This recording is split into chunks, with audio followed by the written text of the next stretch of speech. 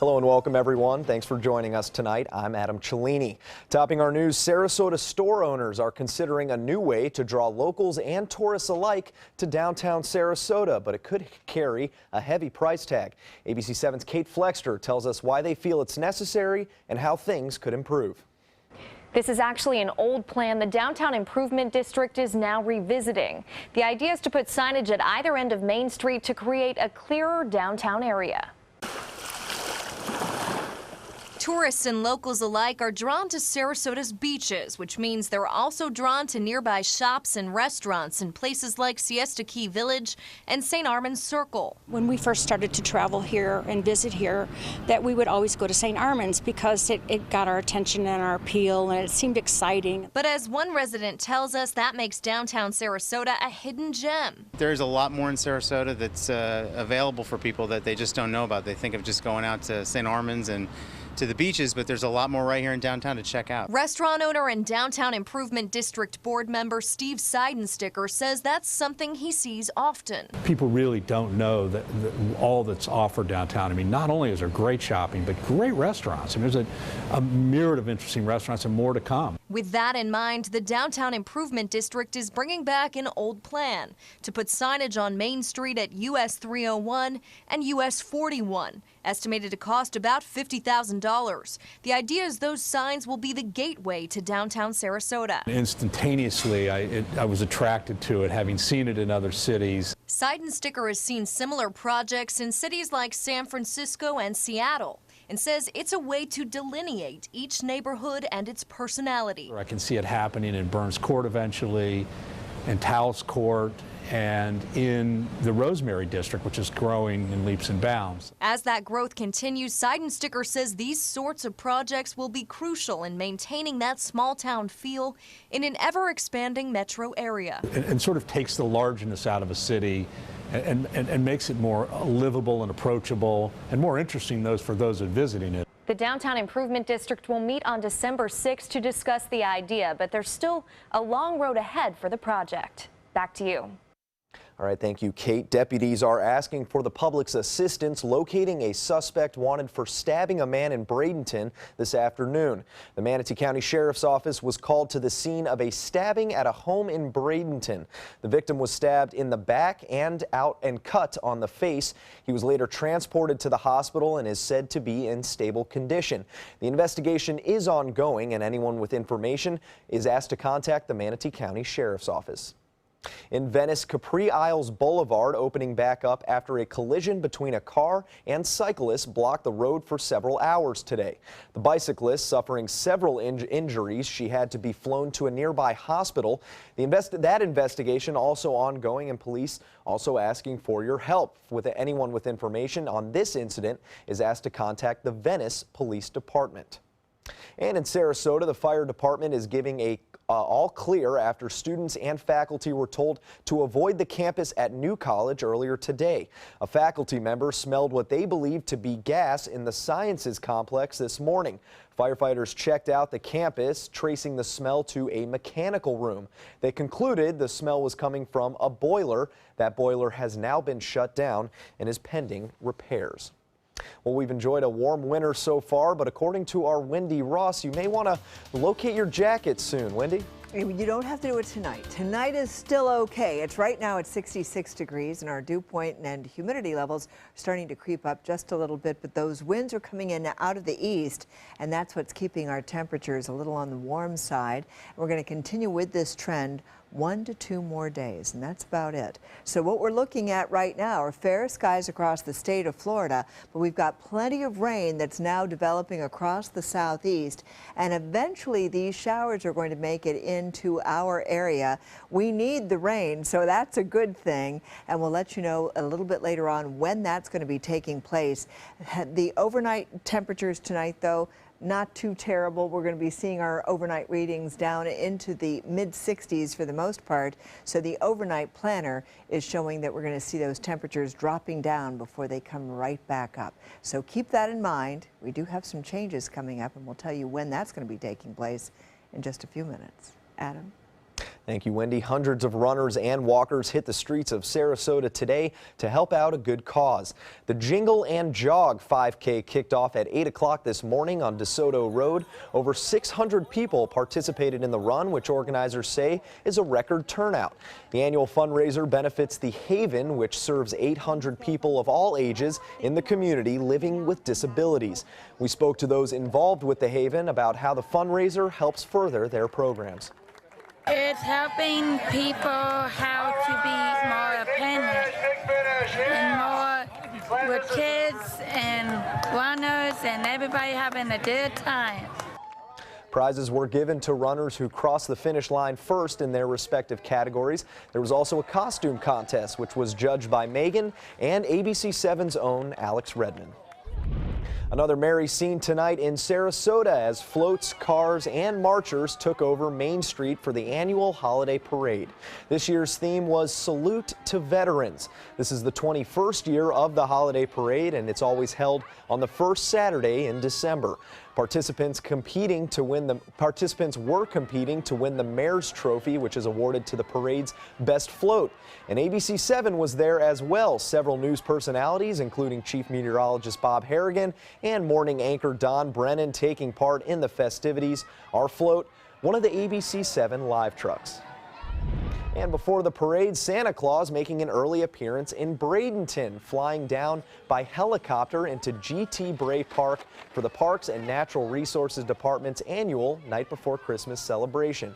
Kids had the chance to meet Santa, eat cookies, and slide through the snow. And let's be honest, where else in Florida do you get to see snow?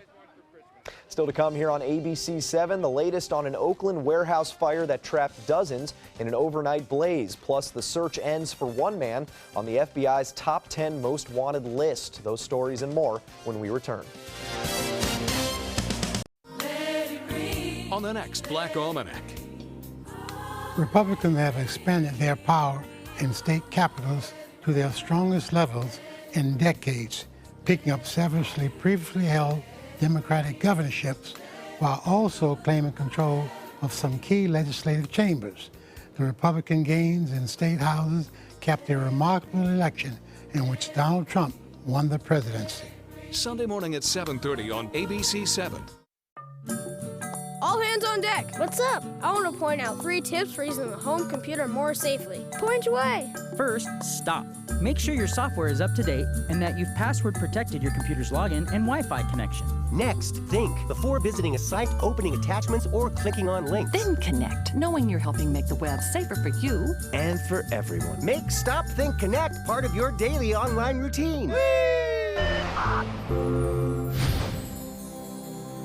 At SWC Properties, we pride ourselves in providing to you the very best in customer satisfaction, and the secret's getting out. Maybe that's why so many people have chosen to list their homes with our friendly and qualified agents. After all, it only makes sense to list with a growing agency that markets in so many places. To list your home with SWC, give us a call at our office and ask for Teresa Witt.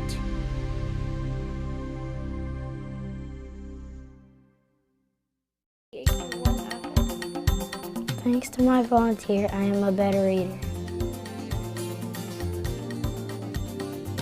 Thanks to my volunteer, math seems simple now. Thanks to my volunteer, I discovered new career goals. I'm a volunteer for Sarasota County Schools, so I know I can make a difference. And you can too. Give an hour, change a life. Join Save Our Seabirds, the Baltimore Orioles, and ABC7 for Run for the Birds, December 4th at Ed Smith Stadium. The 5K 1-mile fun run will end at home plate and be followed by a festival with live music, food, and fun. Register today at raceroster.com. Download ABC7's free all-new news app at your app store today. Holiday scratch-offs are here, and oh, they make great surprises. Imagine the joy they will bring. With over $126 million in prizes, use them for a wreath or a place card for your feast. Attach them, scratch them, and let the magic happen.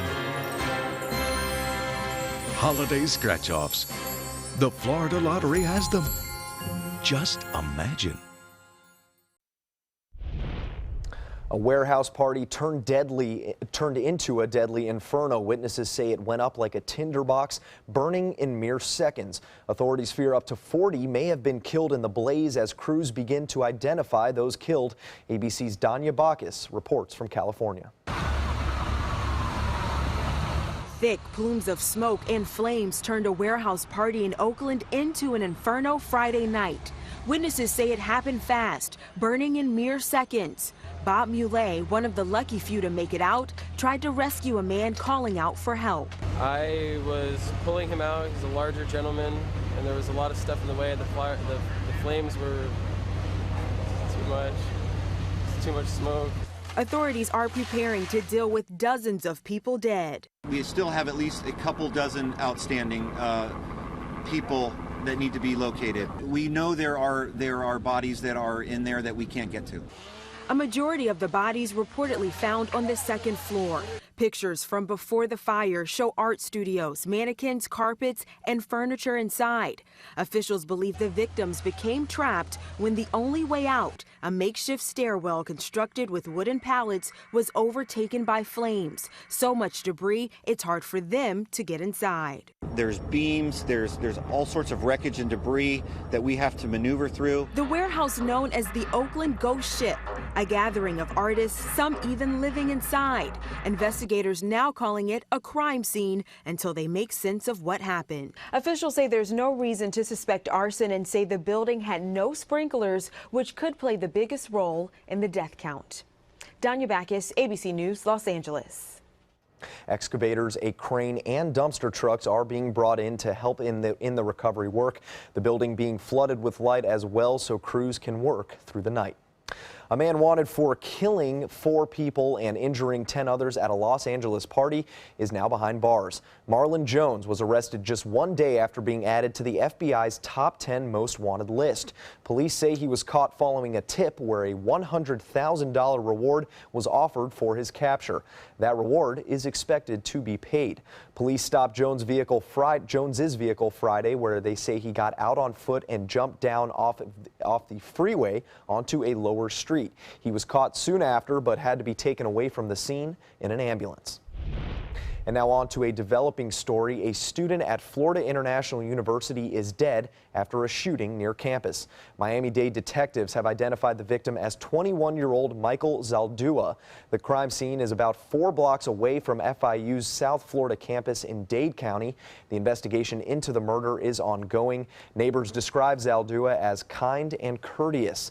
The university releasing a statement today or on Saturday reminding students to be vigilant and report any unusual activity to campus police. In politics, third-party candidate Jill Stein is now dropping her case, seeking a recount in Pennsylvania. The decision comes 2 days before the case was supposed to head to court. The reason, Stein says the Green Party won't be able to afford the $1 million bond requested by the court by Monday evening. Lawyers initially argued that voting machines and systems could have been hacked, manipulating the election results. Efforts will continue to analyze the election software in the state. Presidential recounts are still underway in Michigan, Wisconsin, and Nevada. And also an update on Buzz Aldrin today. The former astronaut says he was evacuated from the South Pole earlier this week due to shortness of breath and altitude sickness. He is still being treated in a hospital in New Zealand. Aldrin says he still has some congestion in his lungs and has been advised to stay in New Zealand until he gets better. The 86-year-old is best known for his role in the Apollo 11 mission in 1969, where he became the second person ever to walk on the moon. And still seeking thrills, it would appear. Appears so. Isn't that something? Point. But look at the smile on his face. Yeah, he seems to be in good spirits. Good. Yes, he certainly is. And I'll tell you something, we are going to be seeing some very cold weather right from the Siberia. We're going to be getting this cold, cold weather that's going to be coming on in. Not today, not tomorrow, We have to wait for it, but it's going to take place. So this is what's going on right now. We had temperatures that climbed into the 80s today, and overnight tonight, we're going to be seeing our temperatures dipping down into the mid-60s. But we've got another day of 80s tomorrow, and we could climb up to a high of about 84 degrees under lots and lots of sunshine tomorrow. So we've got another beautiful day on tap. We've got the coldest weather to our north right now. Readings here are in the 50s, 60s for us across central Florida. We're still looking at very warm temperatures. Key West, 76 degrees right now. And of course, for us, we're looking at readings mostly in the 60s and 50s over the extreme central part of the state. So that colder weather is beginning to filter on down, but keep in mind we only get down to about a 64-degree reading for us for the overnight time period. And then tomorrow we start the warm up once again with our temperatures back up into the 80s. So that's what we'll experience, these unseasonably warm temperatures for today and for tomorrow. But here's where things really start to change, and that is all of this wet weather that we see up here across the southeast is going to start to make its way down into the state, being brought in by a cold front. So right now, this is where all of the wet weather is, but we've got a cold front that's situated back here in Mexico, and this frontal system is going to start to make its way across the country and eventually make its way into central Florida. So in advance of that front, that's when we're going to start to see the showers, and that takes place on Tuesday with about a 60% chance of rain. Then this front passes on through the state. We get a little bit of drier air coming on in behind it, puts an end to the rain, but then the second front comes on in. This is the cold weather front. This is the Siberian cold front. And when it comes through on Thursday, it's going to bring with it some very cold weather, the coldest of the season.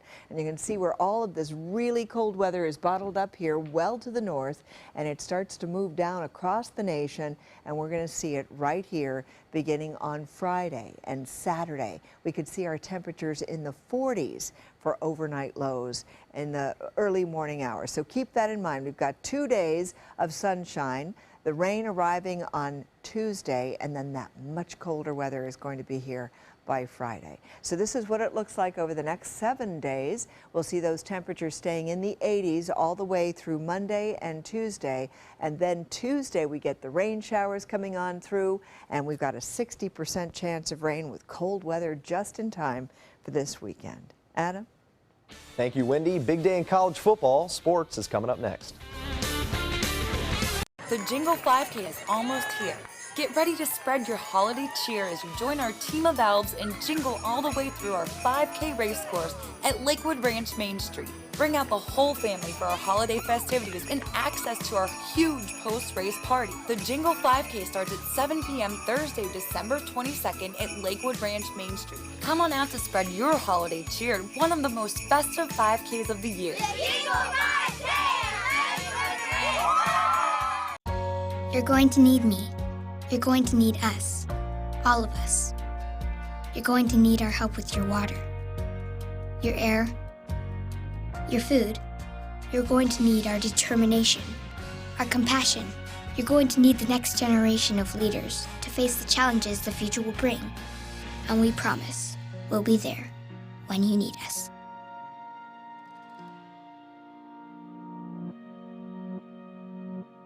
It's time to upgrade your favorite news app. Now, ABC7's My Suncoast News app is better than ever with a dynamic brand new design that's faster and easier to use. Stay connected with new features that make it easy to submit photos, share stories on Facebook and Twitter, and save stories for reading at a later time. Download our free My Suncoast News app on your mobile device at your app store. ABC7's all-new My Suncoast News app. Just another way we're here for you. Powered by the Eye Associates, providing Sight for Life. Every child follows a path in life. For many, that path will lead them to a door that gives them a place to grow, to learn, to belong, a place to forge their future. Because while many doors open, these doors transform. They did for us. Support your local Boys and Girls Clubs. Great futures start here. We're losing exotic animals on a daily basis, and the ones that we have in captivity are really the ambassadors for their wild counterparts. I'm Clayton Rozier from the Big Cat Habitat and Gulf Coast Sanctuary, housing over 150 exotic animals that needed a great home. And if you love animals, please help them. Do it locally. Support your local no-kill shelters, your local wild animal sanctuaries. Make a difference where you can.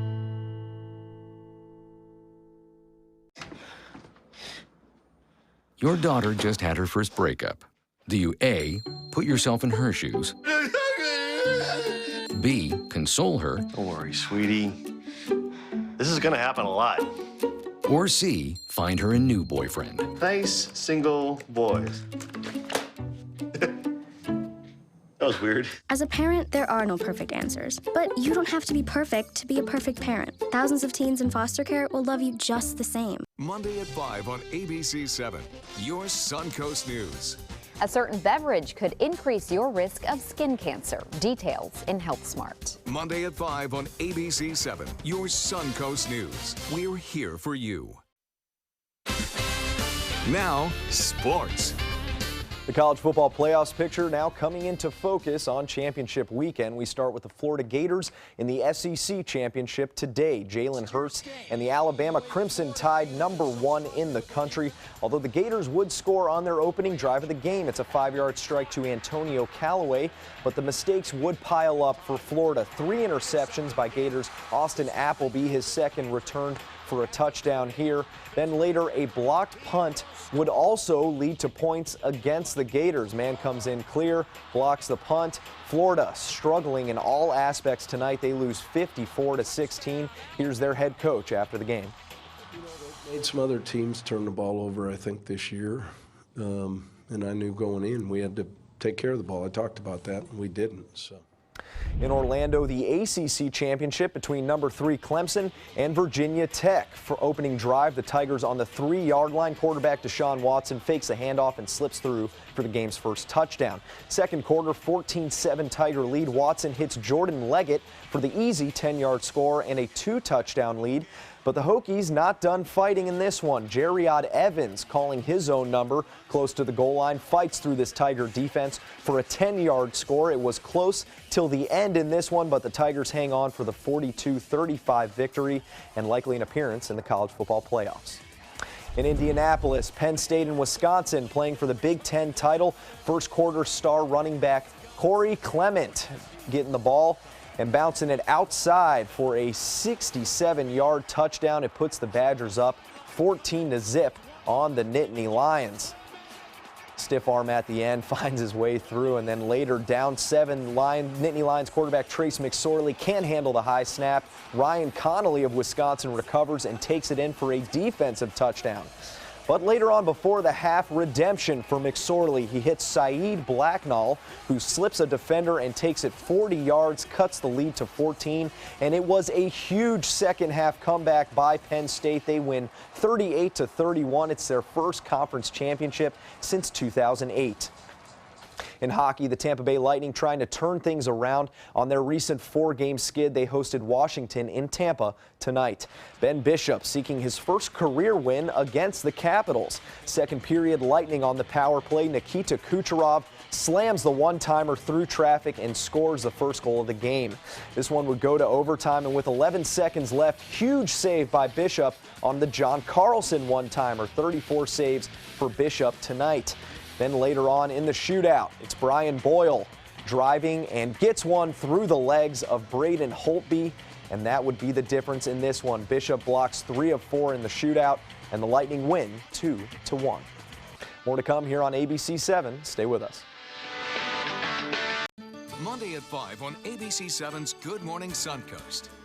Good morning, I'm Don Brennan. As Manatee County looks to revamp several major roadways, officials are now looking for ideas from the public for improvement projects. Monday on Good Morning Suncoast, we'll show you how you can get involved. John? We're watching an area of pleasant weather over the weekend, but there is a change coming our way as we head into next work week. Monday at 5 on ABC 7's Good Morning Suncoast. We're here for you.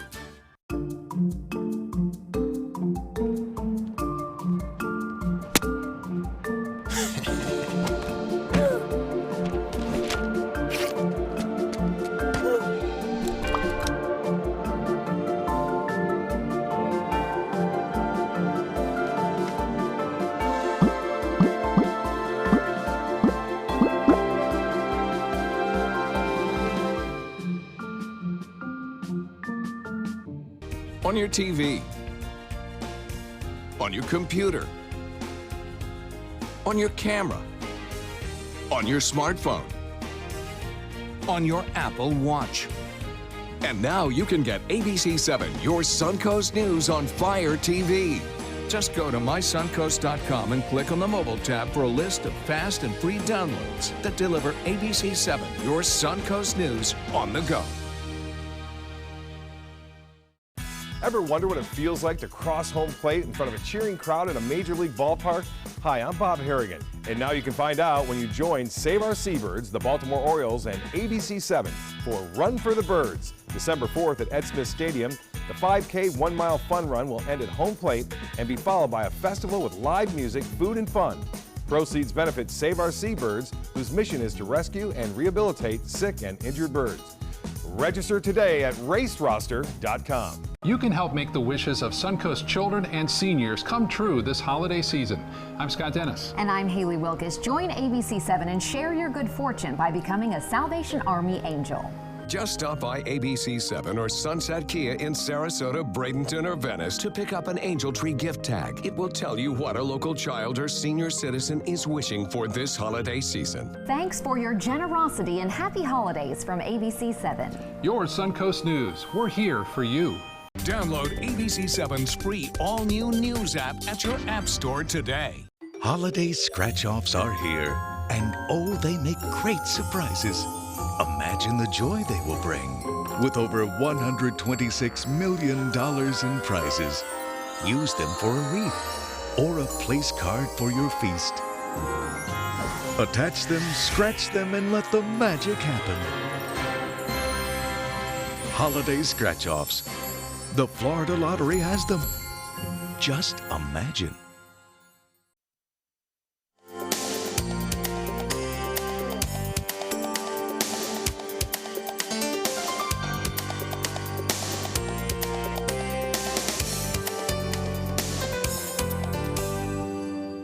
In Wisconsin, a once-in-a-lifetime interaction between a hunter and his prey. Brian Powers was in the woods east of Wausau when he spotted a little deer wearing an orange scarf. He recorded the encounter on his cell phone, and Powers says the deer was not afraid to approach the hunter. It even got close enough for a little head rub. He says he never even thought about pulling the trigger. All of a sudden, here comes a deer, and he has an orange scarf on. And he just kept walking, and I said, oh my, he must be somebody's pet or being fed by someone or taken care of by somebody. And some friendly advice from the hunter to the deer. Keep your head low and that scarf visible this winter. Collectors pay top dollar in a Texas auction for the mementos of a famous American inventor. The keys to Thomas Edison's New Jersey lab, known as the Invention Factory, sold for more than $10,000 at a Dallas auction on Saturday. And his most memorable invention, a set of 5 light bulbs, selling for $30,000. Stay with us here. The items were owned by a man whose great aunt was married to a lawyer whose firm represented Edison in some of his patent lawsuits. 3 Amur tiger cubs made their public debut at the Milwaukee County Zoo on Friday, wrestling and playing with each other in front of excited visitors and an excited news team here in the studio. The 3 cubs are named Eloise, Bernadette, and Kashtan. The zookeeper says the 3 are doing well, but the male cubs still need to be hand-fed. I volunteer for that job, if necessary. Look at them. Are they just, oh, they're so gorgeous. They're so gorgeous. Anything that's a cub or a puppy or a baby, come on. Oh, I the love best. Them. I love them. All right. We'll see you guys tomorrow with more animals.